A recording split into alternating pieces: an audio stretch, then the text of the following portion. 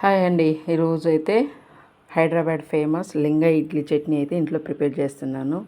అదే అండి మన రాహుల్ సిప్పుగంతే చెప్పాడు కదా, ఆ చట్నీ తింటే ఇడ్లీలో ఆడ మటాచి అనేసి ఆ చట్నీ అయితే ఇంట్లో ప్రిపేర్ చేసుకుందాం. ముందుగా అయితే ప్యాన్ పెట్టేసి అందులో శనక్కాయ పప్పులు వేసుకునేసి దాన్ని మంచిగా రోస్ట్ చేసుకోవాలండి.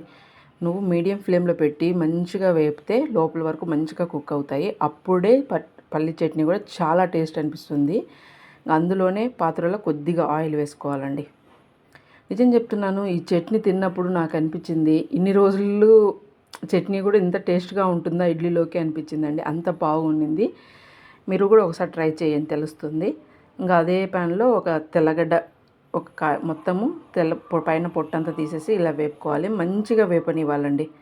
మంట అనేది హై ఫ్లేమ్లో వెళ్ళలేకుండా మామూలుగా మీడియం ఫ్లేమ్లో వేసేసి మంచిగా వేపుకొనేసింది. దీంట్లో మనం ముందుగా వేపు పెట్టుకున్నటువంటి పల్లీలు కూడా వేసి మళ్ళీ కాస్త ఒక 2-3 మినిట్స్ మంచిగా వేపుకోవాలి. అందుకే ముందుగానే మీడియం ఫ్లేమ్లో పెట్టి మంచి కుక్ చేసుకోవాలి. ఇప్పుడు కొద్దిసేపు వేపిన తర్వాత దీంట్లో వేసే ఇంగ్రీడియంట్స్ అండి, దాంట్లోనే టేస్ట్ వస్తుంది. మీకు స్పైసీకి తగ్గట్టు కారం అయితే వేసుకోండి. నేనైతే ఇక్కడ ఒక 2 స్పూన్స్ అయితే కారం వేసేసాను. మంచిగా కొంచెం స్పైసీగా ఉంటుంది మా కారం. వేసేసి మంచిగా కొద్దిసేపు అలా వేపుకునేస్తే కారంలో పచ్చివాసన కూడా పూర్తిగా పోతుంది. దీంట్లోకి మనం ముందుగా తీసి పెట్టుకున్నటువంటి చింతపండు గుజ్జు, మీరు తీసుకున్న క్వాంటిటీని బట్టి చింతపండు గుజ్జు అనేది ఉంటుంది. ఒక మీడియం సైజు నిమ్మకాయ అంత సైజు చింతపండు గుజ్జు అనేది తీసి మంచిగా ఒక 2 మినిట్స్ ఇట్లా మంచిగా కుక్ చేసేసి చల్లార్చిన తర్వాత మిక్స్ పట్టుకోవాలండి. చూడండి, చింతపండు గుజ్జు కంపల్సరీ ఉండాలి. టేస్ట్ ఎలా ఉంటుందో ఏమనుకోకండి, టేస్ట్ అయితే వేరే లెవెల్ అండి. ఇది కూడా పక్కన పెట్టేసేసి ఈ పాత్రను నేను మళ్ళీ క్లీన్ చేసుకునేసి దాంట్లో ఇదే మెయిన్ ఇంగ్రీడియంట్స్ అండి. జీలకర్ర, నేను ఆయిల్ ముందుగా వేయడం మర్చిపోయానండి. తర్వాత ఉద్దిపప్పు, కొంచెం ఆయిల్ వేసేసి జీలకర్ర, ఉద్దిపప్పు, కరివేపాకును అనేటివి మంచిగా దూరగా వేపుకొనేసేయండి.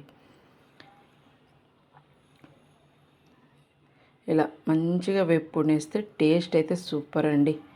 వీటిని ఎప్పుడు వేయాలనేది కూడా చెప్తాను. ముందుగానే వేసి మిక్స్ చేయకూడదు. మంచిగా వేపుకునేసి పక్క నుంచి చల్లార్చి పెట్టుకోవాలి. ముందుగా మనం సపరేట్ చేసి పెట్టుకున్న పచ్చడిని మిక్సీ పట్టేసేసి ఇలా పెట్టేసుకోవాలి కదండి. ఆ తర్వాత పట్టినటువంటి పొడి ఉంది కదా, అదే జీలకర్ర, ఉద్దిపప్పు, కరివేపాకు, ఆ పొడి బరకగా పట్టుకునేసేసి ఈ చట్నీలో కలిపేసుకోవాలండి. ఈ చట్నీలో కలిపేసుకొని తాలింపు పెట్టేసుకుంటే మనకి చాలా చాలా టేస్టీ పచ్చడి అయితే అయిపోతుంది. అదే లింగయ్య ఇడ్లీ పచ్చడి సూపర్ టేస్ట్ అండి. కంపల్సరీ ట్రై చేయండి. మీకు ఏమనిపించిందో కామెంట్ సెక్షన్లో కామెంట్ చేయండి. ఇంకా ఏదైనా వీడియోస్ చేయాలి, ఏదైనా వంట కావాలి అంటే కామెంట్ సెక్షన్లో కామెంట్ చేయండి. నేను కంపల్సరీ చేస్తాను. టేస్ట్ అయితే అద్భుతం. అంటే నా వీడియోగా నచ్చితే లైక్ చేయండి, షేర్ చేయండి, సబ్స్క్రైబ్ చేసుకోండి.